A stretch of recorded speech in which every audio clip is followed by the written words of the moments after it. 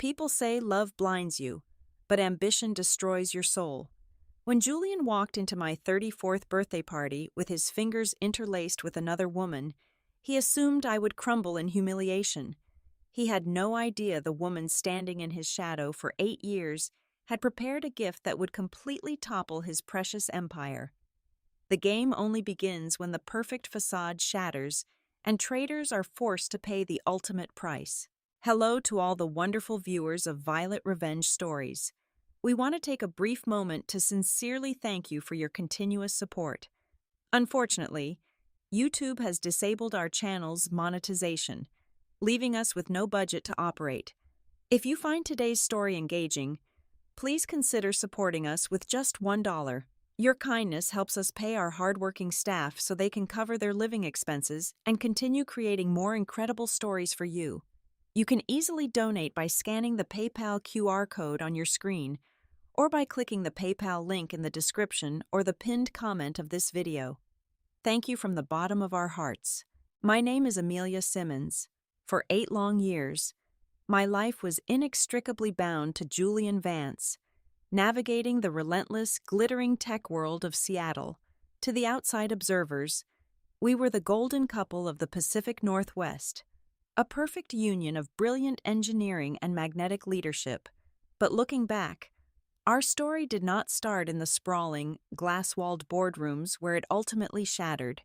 It began in a cramped, drafty one-bedroom apartment that smelled perpetually of burnt coffee and cheap instant noodles. We had 2 mismatched desks pushed together, a shared, desperate dream, and a love that I naively thought was utterly indestructible. Julian and I built Obsidian Innovations completely from scratch. In those early days, it was just the 2 of us against the world. I was the architect. I wrote every single line of the core software, building the intricate, complex systems that would eventually make our company worth hundreds of millions. I was perfectly content living in the shadows, crafting our foundation brick by arduous brick. I never cared for the flashing cameras or the magazine covers. Julian, however, with his endless charisma, sharp suits, and silver tongue, was born for the spotlight. I voluntarily stepped back, happy to play the quiet creator, allowing him to take the center stage as our chief executive officer. He was the face, and I was the brain. He pitched my software to ruthless investors, and I watched from the back of the room with immense pride as the world fell in love with the man I had already given my entire heart to. We were an unstoppable team.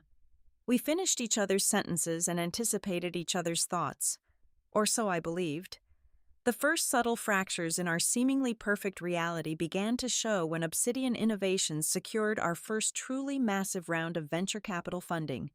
Almost overnight, our lives transformed.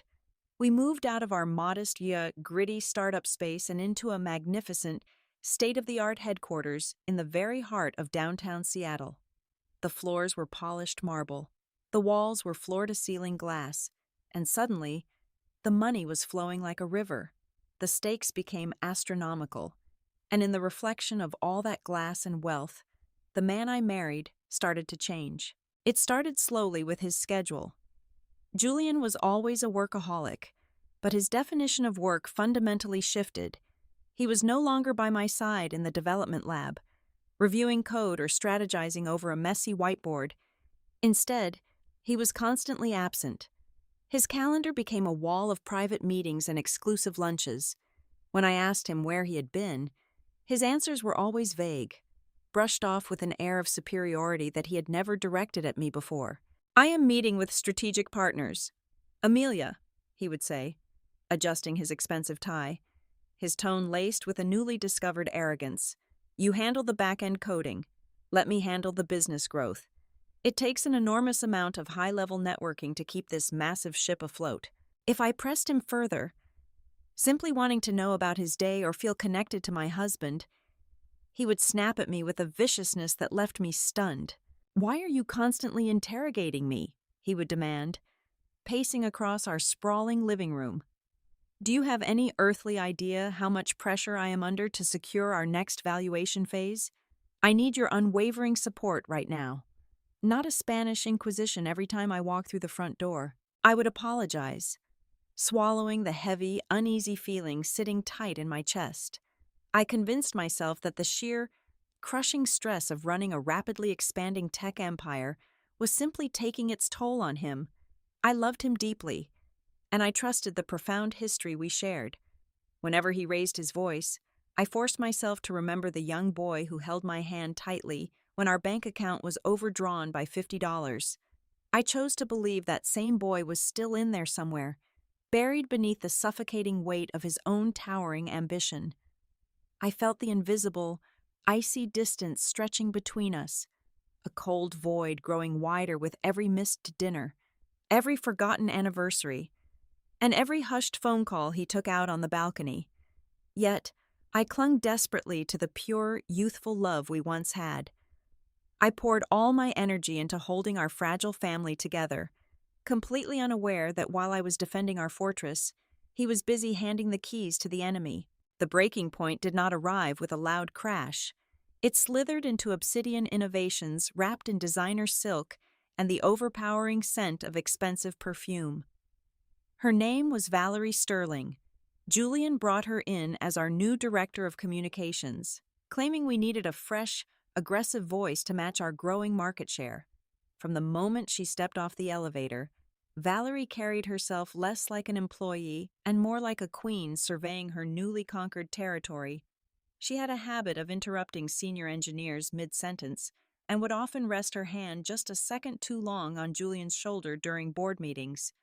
I tried to dismiss my unease as professional friction, but the subtle, sharp edges of her arrogance were impossible to ignore. She looked at me not as the co-founder of the company, but as a temporary obstacle. Simultaneously, the walls around Julian grew taller and thicker. The man who used to leave his laptop open on the kitchen counter suddenly guarded his digital life with the paranoia of a spy. I noticed it first on a Tuesday evening. I reached for his tablet to order takeout, something we had done 100 times before, but was met with a new, complex lock screen. When I asked him about it, he gave a dismissive wave of his hand, muttering something about enhanced corporate security protocols mandated by the board. Then came the credit card statements. Our joint accounts remained relatively normal, but I managed our household mail, and I started noticing statements from a high-tier platinum card I had never seen before. He intercepted the mail whenever he could. But one afternoon, I caught a glimpse of the balance before he snatched the envelope away. It was tens of thousands of dollars in a single billing cycle. He claimed it was purely for entertaining new investors, a necessary evil of his position. I nodded, but a cold, heavy stone settled deep in the pit of my stomach. The undeniable truth finally revealed itself on a rainy Thursday night. It was past 2 o'clock in the morning. Julian was fast asleep, his chest rising and falling in a steady, peaceful rhythm that felt entirely out of place in our tense bedroom. His phone, resting face up on the mahogany nightstand, suddenly illuminated the dark room with a bright, piercing glow. I turned over, annoyed by the light, but my eyes locked onto the notification banner. Thinking about how you tasted tonight, I cannot wait until we do not have to hide anymore. Sleep well, my love. The sender's name was just an initial, V. For a long, agonizing minute, I simply stared at the glowing screen. The air in the room became incredibly thin. A normal wife might have screamed. A normal wife might have shaken him awake, hurled the phone across the room, and demanded answers through a veil of hot, bitter tears. But the betrayal cut so deep that it completely bypassed my tear ducts and struck directly at my core. The shock did not make me hysterical. It made me hyper-rational. I was the architect of Obsidian Innovations. I built the very digital infrastructure that governed our entire company. If Julian thought he could hide his secrets on my servers, he was the most foolish man in Seattle. I slipped silently out of the bed, my bare feet padding softly against the cold hardwood floor. I walked down the hall to my home office, locked the door behind me, and powered up my workstation. The soft hum of the cooling fans felt like the only real sound left in the world. I cracked my knuckles and began typing. Julian had changed his personal passwords. But he forgot that I held the master administrative keys to the entire corporate network.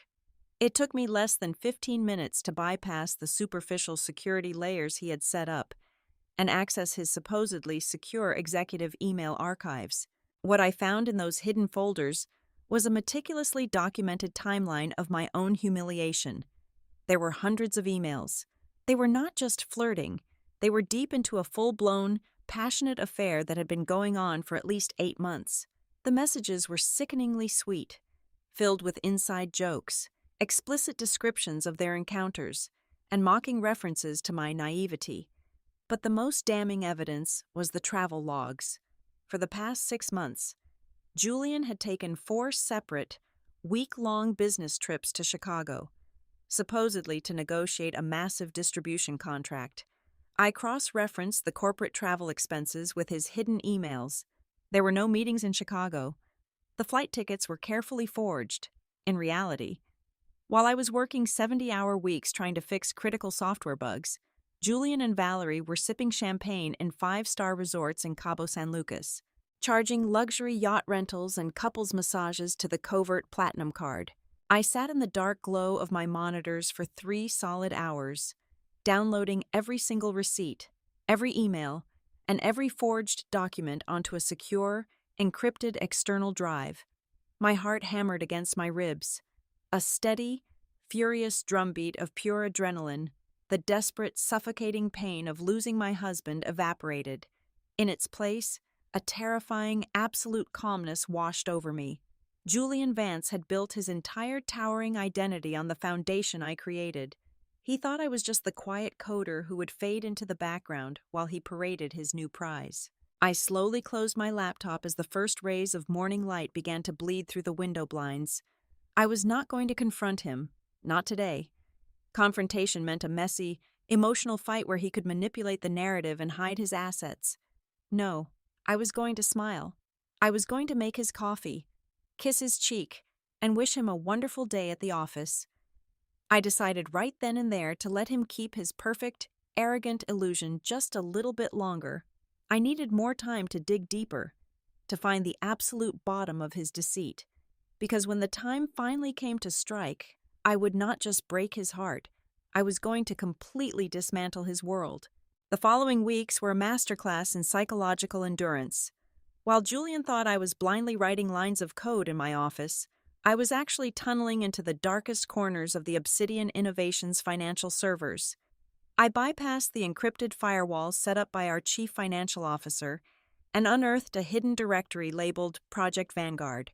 What I found inside did not just break my heart, it froze the blood in my veins. The infidelity was a mere side effect of a much larger, far more sinister disease. Julian and Valerie were not just stealing time and money. They were orchestrating the total theft of my life's work. The documents detailed a covert acquisition strategy with our fiercest rival in the tech sector, a conglomerate known for cannibalizing smaller startups. Julian was preparing to license the exclusive rights to the proprietary artificial intelligence algorithm I had spent 4 painstaking years developing. This was the crown jewel of our company, the very software that made us an industry leader. He was going to hand it over for pennies on the dollar. The payout for him and Valerie, cleverly disguised as independent consulting fees, routed through 3 different offshore shell companies, amounted to $25 million. He was willing to completely gut the company we built together just to fund a new, lavish empire with his mistress. But the sheer cruelty of their corporate scheme went even deeper than selling my code. To execute the sale without my veto power, they needed to legally strip me of my voting rights. I held 49% of the company stock, making my approval mandatory for any major acquisition. Julian had drafted a complex proposal for the upcoming quarterly board meeting to authorize an emergency issuance of 2 million new shares. He planned to claim it was absolutely necessary to raise capital for immediate international expansion. In reality, Valerie had quietly lined up proxy buyers who would purchase those shares and vote entirely in Julian's favor. The mathematics of their betrayal were brutally simple. Once the new shares hit the market, my ownership would be instantly diluted from 49% to a pathetic 12%. I would become a minority shareholder with absolutely no voice, effectively ousted from the very walls I had built with my own hands. They needed me completely oblivious and distracted while they finalized the corporate sabotage. Julian delivered his performance with Oscar-winning precision on a Tuesday evening. He walked through our front door holding a massive bouquet of white roses and a bottle of vintage champagne. He wrapped his arms around my waist, his expensive cologne making my stomach turn, and whispered into my ear, "Amelia, you have been working so incredibly hard lately," he said, pouring the golden liquid into 2 crystal glasses. "You deserve to be celebrated properly. For your 34th birthday next month, I am throwing you the biggest, most glamorous gala Seattle has ever seen. We will have hundreds of guests, a live orchestra, the absolute works. I want the whole city to know how much I adore my brilliant, beautiful wife." I took the fragile glass from his hand, forcing a warm, appreciative smile to mask the absolute disgust radiating through my bones. I looked right into his lying eyes.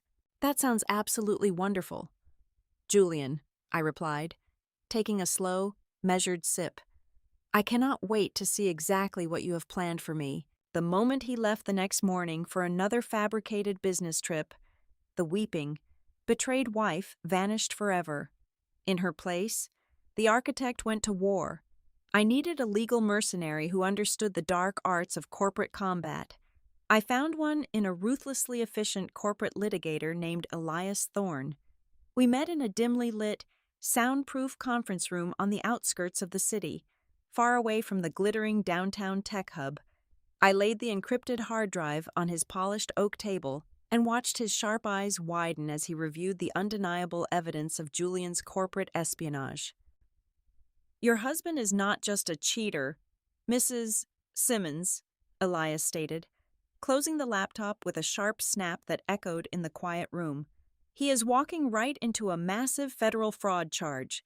He is breaching his fiduciary duty on half a dozen levels. But if you want to keep the company and destroy him simultaneously, we have to beat him to the punch before he issues those new shares." We spent the next 48 hours devising a countermaneuver so legally complex and aggressive it would make Wall Street veterans flinch.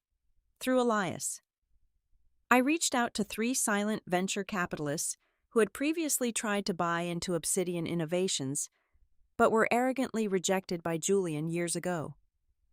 I offered them a secret, highly lucrative equity deal in exchange for immediate, massive liquid capital. Operating entirely in the shadows, we formed an anonymous holding company. With the silent funds secured, I quietly initiated a hostile, invisible takeover of my own company. I used the venture capital money to purchase the proxy voting rights from 4 disgruntled minority board members who had grown tired of Julian's reckless spending and empty promises.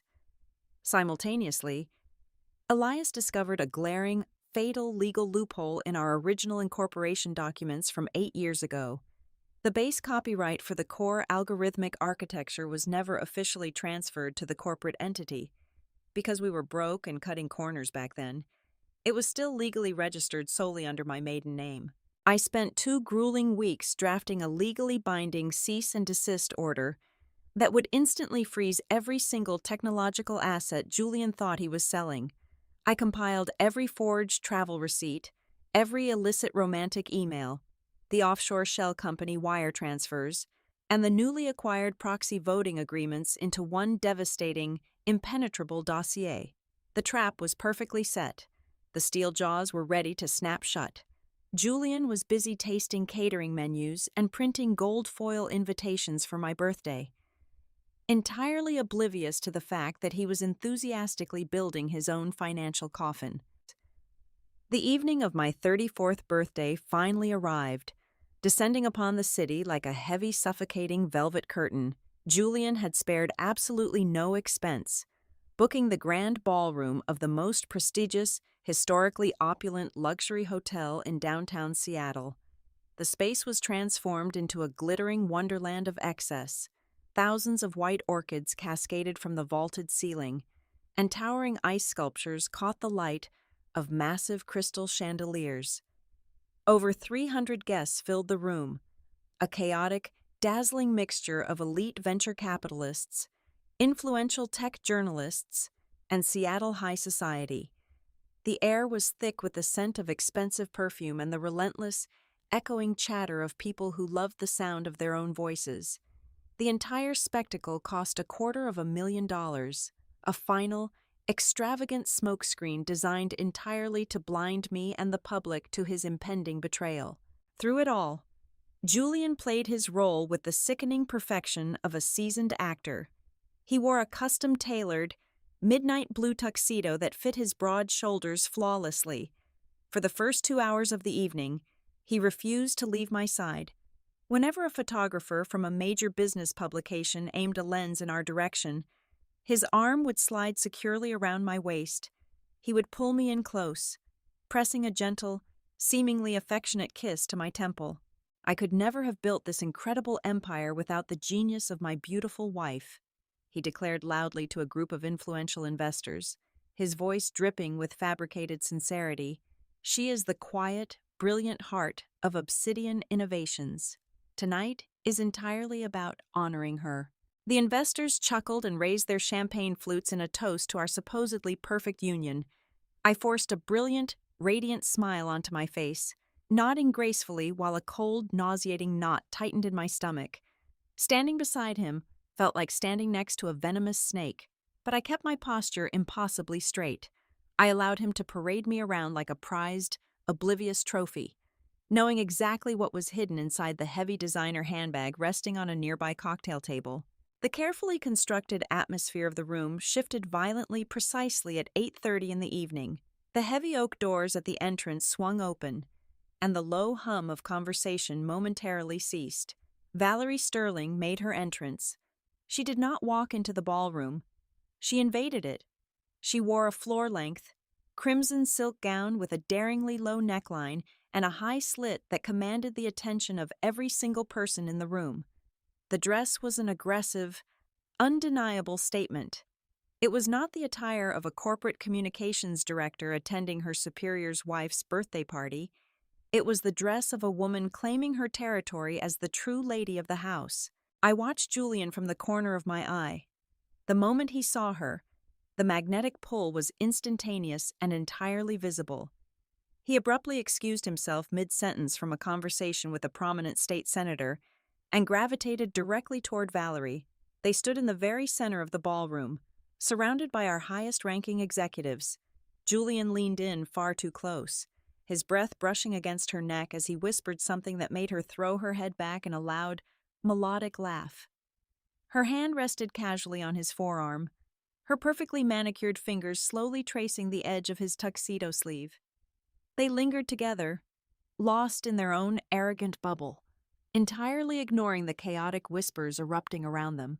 I saw the chief operating officer exchange a deeply uncomfortable, horrified look with the vice president of engineering. The senior staff was not blind. They saw the blatant disrespect, the naked intimacy between the chief executive officer and his new hire, displayed openly at an event dedicated to his wife. The tension in the room thickened into something incredibly heavy and utterly toxic. Through this entire public humiliation, I remained anchored near a towering floral arrangement, holding a crystal glass of expensive vintage Burgundy wine. I took a slow, deliberate sip, letting the rich, dark liquid coat my tongue. I did not frown. I did not shed a single tear. I maintained a serene, almost detached expression, playing the role of the hopelessly naive wife to absolute perfection. Let them whisper. Let them pity the poor, clueless woman in the corner. Their pity only fueled the icy, calculated fire burning furiously in my chest. The sheer audacity of their performance was exactly what I needed. It proved beyond a shadow of a doubt that they believed they were utterly invincible. Eventually, the shark decided to circle her prey. Valerie detached herself from Julian and navigated the crowded floor. Her eyes locked firmly on mine. She approached just as I was engaged in a polite conversation with Richard, one of our oldest and most conservative board members. Valerie inserted herself into the circle without a shred of hesitation. Her red lips curved into a sharp, predatory smile. "Amelia, darling, You look simply exhausted, Valerie purred, her voice loud enough to draw the attention of the surrounding guests. Happy 34th birthday. We were just discussing how rapidly the company is evolving. It must be such a relief for you to just sit back and let Julian handle the real heavy lifting now. The new era of our industry requires a much more aggressive, dynamic, and public-facing energy. The days of hiding behind a computer screen are long gone. Do you not agree? Richard shifted awkwardly, his face reddening at the poorly veiled insult. Valerie stared at me, waiting for me to shatter, expecting a defensive, emotional reaction from the fragile coder she thought I was. Instead, I offered her a slow, impossibly calm smile. I took another small sip of my wine, my eyes locking onto hers with a chilling, deadened clarity. Julian certainly has a unique talent for putting on a show. Valerie, I replied, my voice perfectly level and sickeningly sweet. But you must understand that true power rarely feels the need to parade itself loudly on a brightly lit stage. The most devastating earthquakes always begin deep underground, entirely unseen, until the ground completely collapses beneath your feet. I hope you enjoy the rest of the evening. It promises to be an event no one will ever forget. Valerie blinked, her confident smirk faltering for a fraction of a second as the veiled threat hung heavily in the air between us. She recovered quickly, tossing her hair over her shoulder and walking away with a dismissive scoff, completely unaware that she had just confidently tap-danced directly onto a landmine. The heavy grandfather clock in the hotel lobby chimed 9 times. The speeches were about to begin, and the fuse I had carefully lit weeks ago was finally reaching the gunpowder. The grand ballroom plunged into a dramatic, orchestrated darkness, save for a single, blinding white spotlight that snapped onto the center stage. The sudden shift in lighting silenced the chaotic chatter of the 300 guests almost instantly. A low, expectant hush fell over the massive room as Julian confidently strode toward the acrylic podium. He tapped the head of the microphone twice. The sharp, rhythmic thumps echoed through the state-of-the-art sound system, demanding the absolute attention of every single person present. He gripped the edges of the podium, leaning forward with the magnetic, practiced charisma that had fooled venture capitalists and industry titans for the past 8 years. Ladies and gentlemen, distinguished guests, and my brilliant colleagues, Julian began, his voice dripping with a smooth, fabricated sincerity. I want to personally thank every single one of you for being here tonight. We are gathered in this magnificent space to celebrate a milestone, but tonight is not merely a birthday celebration, it is a profound turning point. It marks the absolute dawn of a revolutionary new era for Obsidian innovations. He paused, letting the heavy silence amplify his next words. He did not look at me. His eyes swept over the crowd, intentionally searching for the investors he was secretly planning to sell my life's work to. For 8 long years, we have built a solid foundation from nothing, he continued, his tone shifting into something aggressive and dismissive. But in the ruthless, hyper-competitive world of modern technology, clinging to a quiet, behind-the-scenes mentality is a guaranteed death sentence. The old ways of operating, the outdated values of simply hiding in a laboratory writing code, are no longer sufficient. To survive and conquer the global market, we must aggressively shed the past. We need dynamic, fearless, public-facing leadership. He extended his left arm toward the front row, his face breaking into a triumphant, arrogant smile. That is precisely why tonight I am incredibly proud to officially introduce the brilliant mind who will be standing right beside me, steering this massive empire into our new strategic future. She represents the new values, the new aggression, and the new face of Obsidian Innovations. Please welcome to the stage our new executive partner in strategy and communications, Valerie Sterling. A wave of shocked, uncomfortable murmurs rippled through the crowd. This was not the speech of a devoted husband celebrating his wife. It was a corporate coronation of his mistress. Valerie rose from her seat in the front row, bathed in the glow of the spotlight.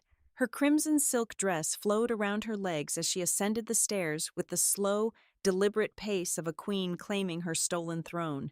When she reached the podium, Julian took her hand. It was not a professional handshake. He laced his fingers tightly through hers and pulled her uncomfortably close, raising their joined hands into the air. It was the ultimate public insult. He was burying me alive right in front of the Seattle elite, entirely convinced that I would simply close my eyes and let him shovel the dirt over my face. I stood near the towering floral arrangement at the back of the room. I looked down at my crystal glass of burgundy wine. I did not crush the glass in a fit of rage. I gently placed it onto a silver tray held by a passing, wide-eyed waiter. The time for camouflaging myself in the shadows was permanently over. The heavy, suffocating facade I had worn for the past month shattered into a million invisible pieces. I rolled my shoulders back, lifting my chin, and let the sheer, icy power of what I had orchestrated flood my veins. I took my first step. My black stiletto heels struck the polished marble floor with a sharp, resonant crack. The sound cut right through the awkward applause and the hushed, confused whispering of the crowd. As I moved deliberately down the long center aisle, a bizarre phenomenon occurred.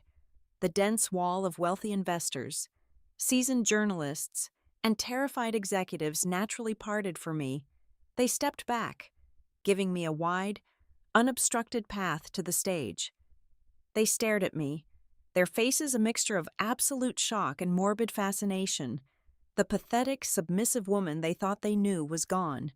I walked with the lethal, unapologetic grace of an executioner heading straight for the chopping block.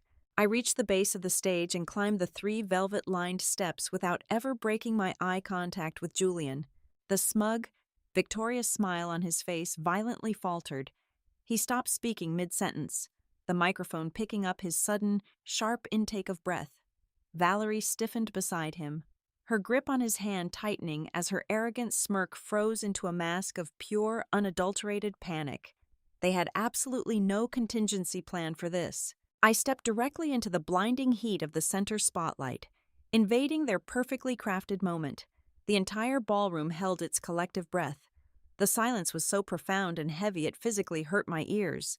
"Amelia, what on earth are you doing?" Julian hissed under his breath, leaning away from the microphone. His voice trembled with a sudden, frantic anger. "You are ruining the presentation. Get off this stage right now." I did not waste a single word on him. I maintained my cold, deadened stare as I slowly unclasped the heavy golden lock of my designer handbag.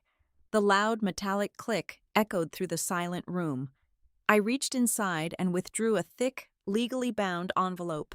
It was heavy, sealed with a prominent, aggressive red wax stamp from the most feared corporate litigation firm in the state of Washington. I raised my hand, my movements painfully slow and deliberate, ensuring every single camera lens in the room was focused squarely on the exchange. I grabbed Julian by the wrist. His skin was suddenly clammy, his pulse racing frantically against my fingertips. With a forceful, definitive motion, I slapped the thick envelope directly into his open palm. The sharp smack of the paper echoed loudly through the microphone. Julian stared down at the crisp, white envelope like I had just handed him a live grenade. His fingers shook violently as he tore through the red wax seal and pulled out the thick stack of papers. I stood perfectly still, watching the exact, delicious second his entire universe violently imploded. His eyes darted to the top of the first page.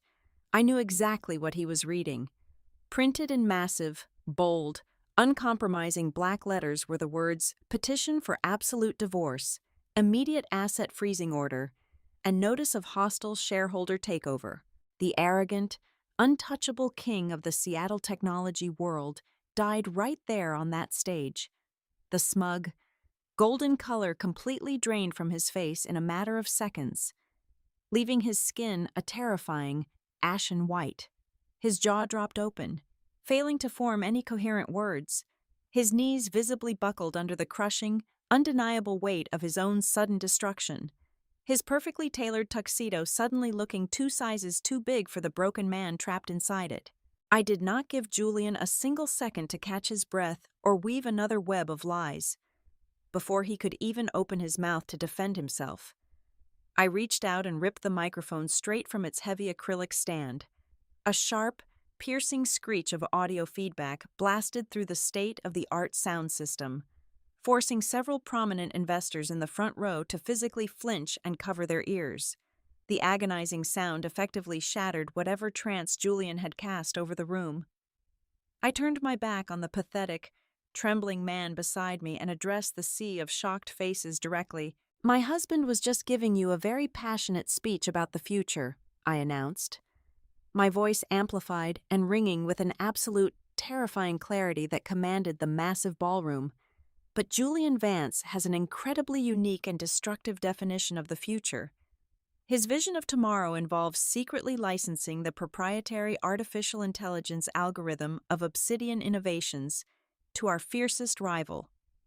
He was planning to sell out every single one of you for $25 million, funneling the illicit payout through 3 separate offshore shell companies while effectively bankrupting the very corporation you all so heavily invested in. The entire grand ballroom erupted into total chaos. The polite, wealthy silence was instantly replaced by furious shouts, outraged gasps, and the frantic clicking of camera shutters from the tech journalists who realized they were witnessing the absolute scandal of the decade. Investors who had just toasted to Julian's brilliance were now staring at him with pure, unadulterated financial murder in their eyes. Julian lunged forward, his hands grasping desperately at the air, trying to snatch the microphone back from my grip. "Amelia, stop this absolute insanity right now," he hissed, his voice cracking with sheer panic. "You are having a severe mental breakdown. Someone get her off this stage." I smoothly sidestepped his pathetic attempt, keeping the microphone firmly pressed to my lips. He also planned to illegally issue 2 million new shares at the upcoming quarterly meeting to dilute your equity and strip my voting rights to force this illegal sale through. I continued, my voice cutting through the rising uproar like a freshly sharpened blade. And the woman standing next to him, Valerie Sterling? She is not just his newly appointed executive partner in strategy. She has been his devoted mistress for the past 8 months. She is the brilliant mind who helped him forge his travel expenses and set up the fake proxy buyers to steal this company out from under us. Valerie let out a loud, horrified gasp. The confident, predatory woman who had insulted me less than an hour ago was completely gone. Her face turned an unnatural shade of crimson, perfectly matching her scandalous dress, as the entire room turned their collective disgust toward her. I reached into my designer handbag one final time and pulled out a second, significantly thicker bound document. I slammed it down onto the podium with so much force that the thick acrylic actually cracked down the center. This legal document proves that over the past 30 days, while Julian was busy planning this extravagant birthday party to keep me blind, I have privately acquired the proxy voting rights of the 4 largest minority shareholders, I declared, staring down at the furious board members. Combined with my original shares, I now legally hold absolute majority control with 71% of the voting power. I own this company. Furthermore, I am the sole legal owner of the core intellectual property, which was never legally transferred to the corporate entity. The reality of the situation finally crashed down on Julian like a concrete wall. He was completely outmaneuvered, outsmarted, and publicly executed on the very stage he built for his triumph.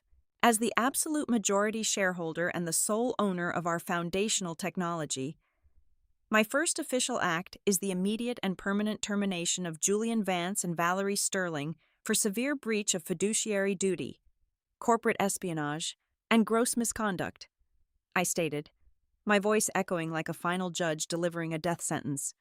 You are both officially fired. I raised my hand and gestured sharply to the back of the massive room. Security, please escort these 2 former employees out of my building immediately. They are no longer permitted on the premises. 4 massive security guards in dark suits immediately marched down the center aisle. The sight of them broke whatever fragile composure Valerie had left.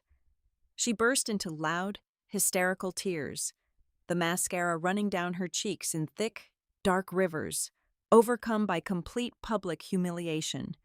She turned and fled the stage, stumbling awkwardly in her high heels and disappearing into the chaotic crowd like a frightened animal. Julian did not run. He could not. His legs finally gave out completely, and he collapsed onto his knees right in the center of the brightly lit stage. He buried his face in his trembling hands, a broken, defeated man who had just lost his marriage, his immense wealth, and his entire career empire in less than 5 minutes. I did not offer him a single glance of pity. I stood tall on the elevated podium, bathed in the blinding white spotlight, looking down at the pathetic ruins of my enemies. The heavy, suffocating weight of the past 8 years was finally gone. I took a deep, refreshing breath of the chaotic air. A genuine, radiant smile spreading across my face as I embraced the brilliant, undisputed power of my brand new life. Thank you so much to all our amazing listeners for tuning in to Violet Revenge Stories today. We would love to know where you are listening from, so please let us know in the comments below. If you enjoyed this story and want to help us keep going, please consider donating just $1. You can scan the PayPal QR code on your screen or use the PayPal link in the description or pinned comment. Your support helps pay our dedicated staff so they can feed their families and continue bringing you the best revenge stories. Thank you again, and we will see you in the next one.